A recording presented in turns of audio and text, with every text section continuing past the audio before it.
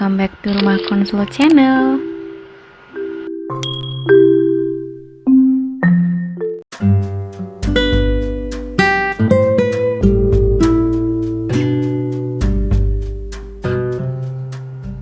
Halo, Dian di sini dan aku akan membahas tentang darkness.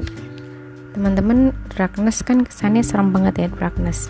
Darkness ini sebenarnya adalah sebuah istilah yang biasa digunakan oleh teman-teman spiritual untuk beberapa keperluan terapis mereka. Nah, tapi sebenarnya kalau dari aspek psikologi, darkness ini kayak sisi negatif yang pasti semua orang tuh punya dan cenderungnya akan memancarkan energi negatif pada diri seseorang. Contohnya darkness misalnya rasa dengki. Ada orang posting di sosial media traveling, kita bilang alah sombong amat sih, segitu doang aja. Ada orang nikah, dia bilang alah bucin banget sih, hasil bucin tuh nikahnya, atau apalah. Hal-hal yang sebenarnya tuh mereka posting gak maksud untuk menyinggung kita, tapi kita jadi kayak tersinggung dan tanpa kita sadari itu adalah bentuk darkness dari diri kita. Itu contoh bentuk darkness dengki atau iri. Atau hal lain misalnya ketika ada orang yang menyakiti hati kita, terus kita kayak sakit hati banget, dendam banget. Nah, itu juga salah satu contoh darkness yang bentuknya kayak sakit hati, dendam. Padahal mungkin orang itu gak maksud bikin kita gimana-gimana, tapi dia hanya ngomong sesuatu yang ternyata itu menyakiti kita dan membuat kita merasa dipermalukan misalnya. Itu contoh darkness, rasa dendam, rasa sakit hati, contoh daripada darkness. Nah, terus apa yang terjadi ketika darkness ini menguasai manusia? Kecenderungannya manusia ini akan secara emosi jadi unfulfilled, kosong gitu, dan ada kecenderungan dia untuk tidak bisa mengendalikan perilaku dia. Jadi misalnya orang yang dengki, iri, terus dia kayak kompetitif, ambisius banget, menghalalkan segala cara misalnya. Atau orang yang dendam tadi, yang dikuasai oleh dendam, dia akan cenderung untuk balas dendam hingga sampai ke tindakan kriminal misalnya. Nah, itulah contoh darkness. Ketika darkness itu menguasai diri seseorang, kecenderungannya perilakunya akan tidak terkendali gitu. Tapi bukan berarti orang yang punya darkness ini buruk sebenarnya teman-teman, karena sebenarnya menguasai darkness ini bukanlah hal yang mudah dan kita kayak butuh waktu untuk bisa menguasai darkness ini. Jadi jangan remehkan teman-teman yang sedang berproses untuk menguasai darkness-nya kayak gitu. Lalu kemudian bagaimana cara kita mengendalikan darkness kita? Salah satu caranya, langkah-langkah caranya yang pertama adalah aware, sadar, akui bahwa kalian punya darkness, dan analisis darkness kalian ini dipicu dari isu sensitif apa. Pahami isu sensitif kalian. Semua orang punya isu sensitif, trust misalnya, harga diri misalnya, semua orang punya isu sensitif. Jadi jangan malu untuk mengakui isu sensitif kalian. Dengan kalian kenal, pahami apa darkness-nya, apa isu sensitifnya, itu akan mempermudah kalian untuk mengendalikannya gitu.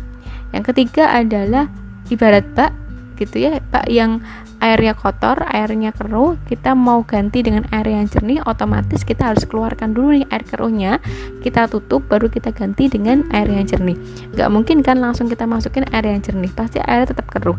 Gitu juga manusia yang punya darkness atau sedang ada dalam emosi negatif, mesti kita keluarkan dulu nih emosi negatifnya. Dengan cara apa? Misalnya nulis, cerita, curhat, terus curhat pada orang yang positif ya, kayak gitu. Itu bisa salah satu cara untuk mengeluarkan energi negatif. Nangis pun sebenarnya juga salah satu cara untuk mengeluarkan energi negatif itu. Setelah puas, setelah terkuras semua, bersih, kita tutup nih pipanya dengan insight dan juga wise thinking, baru kita masukkan dengan afirmasi kata-kata positif.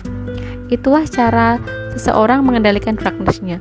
Konkretnya seperti apa? Konkretnya misalnya dengan menulis jurnal misalnya, atau misalnya dengan, kalau nggak menulis jurnal ya bercerita dengan orang lain, ke psikolog misalnya, bercerita. Nah, kenapa kok banyak testimoni kalau ke psikolog tuh cuma didengerin aja, cuma ditanya-tanya aja? Itu sebenarnya testimoni yang salah gitu. Karena memang cara kerja psikolog itu adalah mengeluarkan emosi negatif kalian dulu sampai kalian lega, baru kita tutup dan kita afirmasi gitu.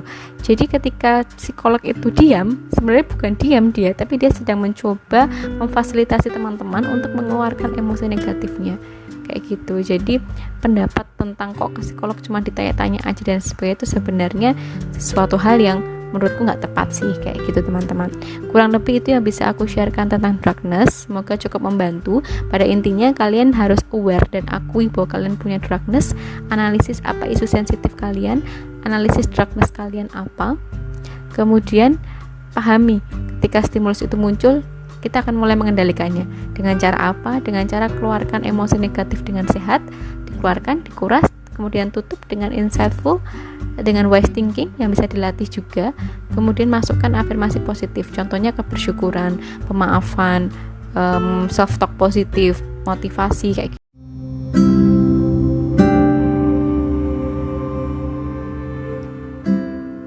Nah, itu tadi topik tentang darkness. Terima kasih sudah mendengarkan. Semoga kedepannya sahabat Omi bisa terbantu dengan konten-konten kita di podcast ataupun YouTube kita ataupun Instagram kita. Boleh follow Instagram kita dan juga subscribe YouTube kita dan follow podcast kita agar kita semangat nih untuk menghasilkan konten-konten edukasi yang bermanfaat untuk sahabat Omi.